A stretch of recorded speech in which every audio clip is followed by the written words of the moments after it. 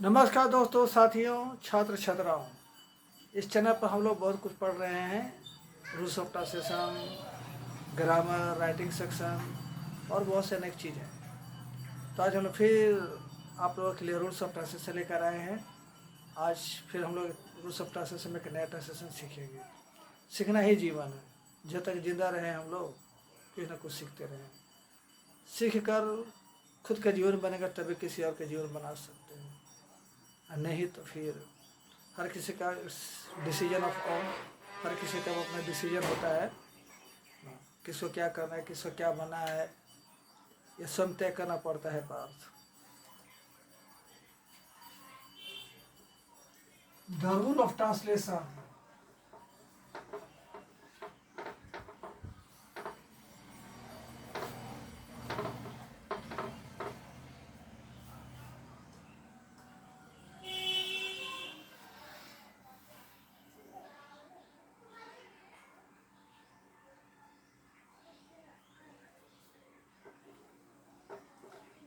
There are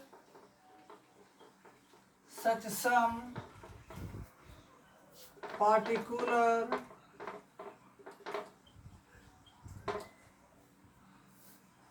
sentences of Hindi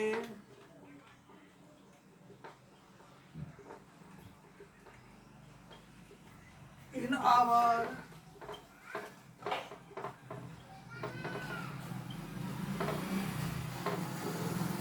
Hindi language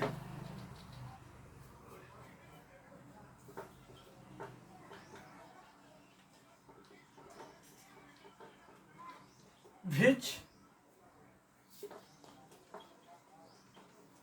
belong to the past tense.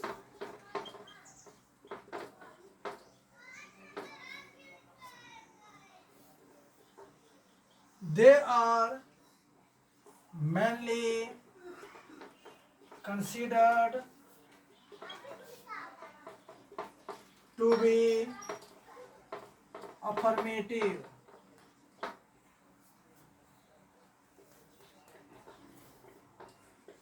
They commence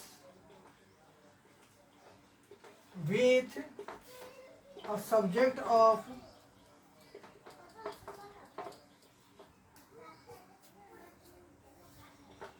any kind and end in the verb form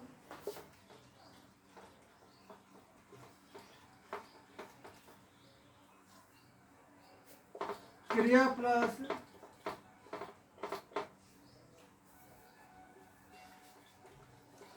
होंगे, होगा, होगी। The verb form indicates the fulfillment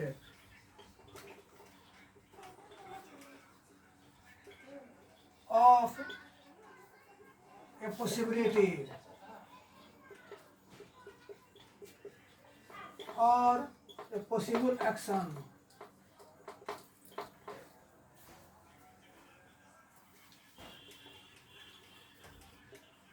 Such sentences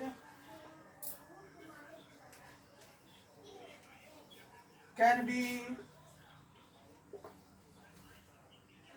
rendered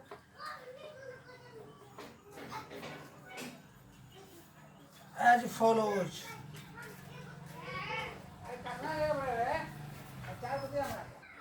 चलिए, अब तक हम लोग rule को record किए। अब हम लोग स्ट्रक्चर्स और एग्जाम्पल को लेंगे। The track of the structures.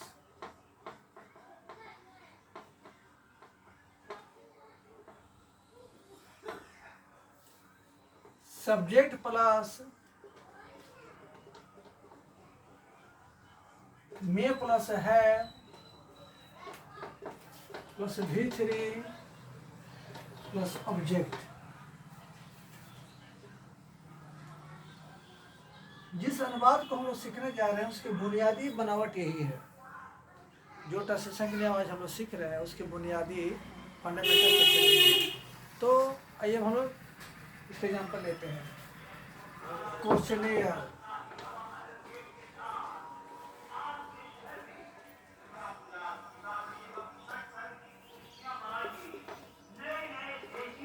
मैं आपको एक किताब दिया होगा,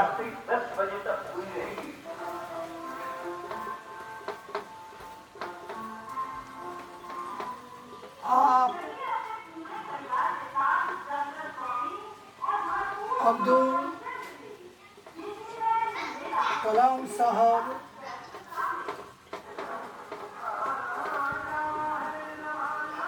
के बारे में सुने होंगे।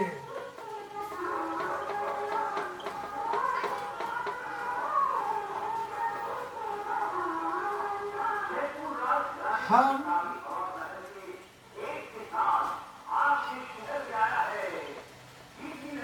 राजेश खन्ना के बारे में पढ़े होंगे।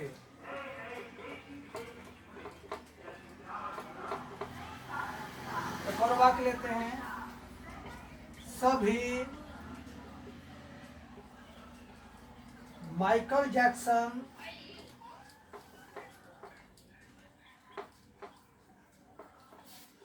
को देखे होंगे।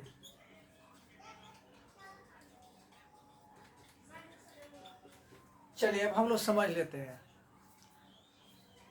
हमारी हिंदी बोलचाल की भाषा में हिंदी के बहुत तेरे ऐसे वाक्य होते हैं जो कि माने जाते हैं कि भूतकाल के होते हैं। वाक्य मुख्य रूप से अफर्मेटिव होता है और वाक्य के साथ किसी प्रकार के सब्जेक्ट से होती है, किसी प्रकार के सब्जेक्ट से होती है। और अंत में जब हम लोग पढ़ते हैं, बोलते हैं, लिखते हैं तो क्रिया के रूप में क्या देखने को मिलता है कि क्रिया रहेगा, उसके साथ उसका रूप रहेगा, होगा, होगी, होंगे। हालांकि क्रिया के रूप देखने से, पढ़ने से हम लोग का ध्यान भविष्य काल पर जाता है। करे होगा, होगी, होगी तो भविष्य काल का होता है, लेकिन ऐसा नहीं है। भविष्य काल का भी होता है और भूतकाल का भी होता है। कमी हम लोग क्या है कि हम लोग पढ़ते नहीं है। जैसे मैं आपको बता चुका हूँ चाहे मैं आपको बताया हूँ, तक मैं आपको बताया हूँ चाहे मैं आपको बता चुका हूँ, तो सोचिए तो अभी भविष्य काल आया नहीं है। अब बताने का काम कब हुआ है? अतीत में ही ना हुआ होगा, बीते हुए समय में हुआ होगा। तो कहने का अभिप्राय हुआ कि कुछ हिंदी के ऐसे वाक्य होते हैं जिसके अंत में क्रिया के रूप में क्रिया प्लस होगा, होगा, होगा, होंगे, होंगे लगा रहता है और वाक्य मुख्य से अफर्मेटिव होता है और ये वाक्य भूतकाल के माने जाते हैं। इससे किसी संभावित कार्य के पूरा होने का बोध होता है। यह बोध होता है कि कोई काम होगा और उसके पूरा होने का संभावना है। तो ऐसे से वाक्यों को बनाने के लिए हमारे अंग्रेजी के साहित्यकारों ने, विद्वानों ने, कवियों ने, नाटककारों ने बहुत खूबसूरत नियम को दिया है। सब्जेक्ट को शुरू में लिखेंगे चाहे बोलेंगे, वो सभी सब्जेक्ट चाहे सिंगुलर हो या प्लुरल, चाहे किसी प्रकार का हो, सभी सब्जेक्ट के साथ मे हैव का प्रयोग करेंगे। यहाँ पर मे हैव का मतलब हुआ होगा, होगी, होंगे। इसके बाद जो हम लोग क्रिया का प्रयोग करेंगे वो क्रिया का तीसरा रूप होगा। पहला, दूसरा, चौथा, पांचवा नहीं होगा, क्रिया का तीसरा रूप होगा। चलिए देखिए यहाँ पर जो हम सेंटेंस लिखे हैं उसको हम लोग थोड़ा सा बना लेते हैं। इस समय आपको एक किताब दिया होगा, देने का काम कब हुआ होगा? बीते समय में हुआ होगा। I may have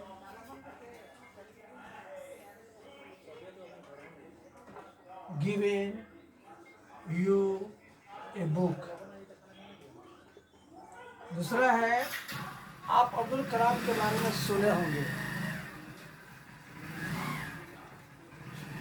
you may have heard about Abdul Kalam. तीसरा है हम राजेश खन्ना के बारे में पढ़े होंगे।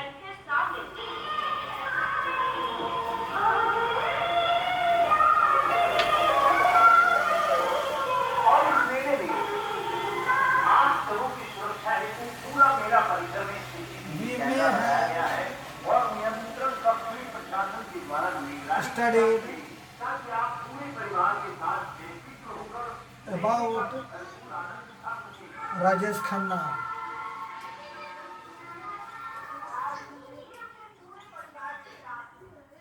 और चौथा वाक्य सभी माइकल जैक्सन को देखे होंगे। इस चौथा वाक्य का बाद हम यहाँ पर बना देते हैं, जगह पर खाली है। सभी माइकल जैक्सन को देखे होंगे। All may have seen Michael Jackson.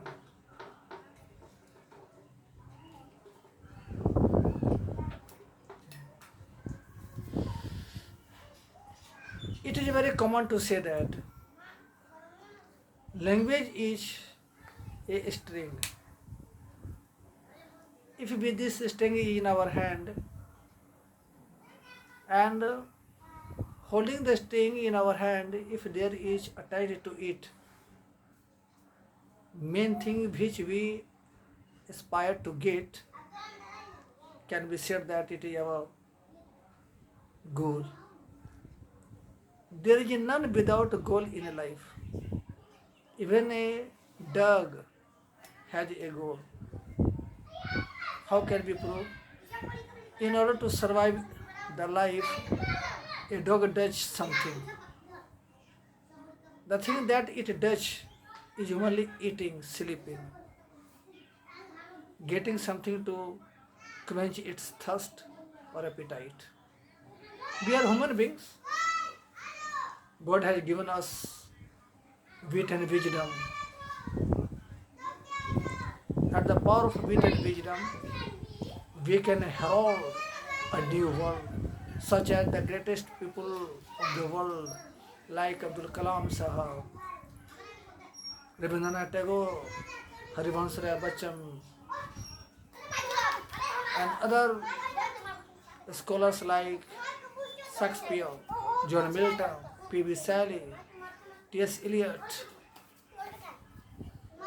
and so many others, made their name immortal. They are no more in the world, and those days are not far away from us. Every breath of our life is limit. We can't say, we can't know, we don't know when and how will our pran leave the body, quit the body. Of what use? Learning is life. Where there is no learning, there is no life. In the next video, we shall study more and more translations.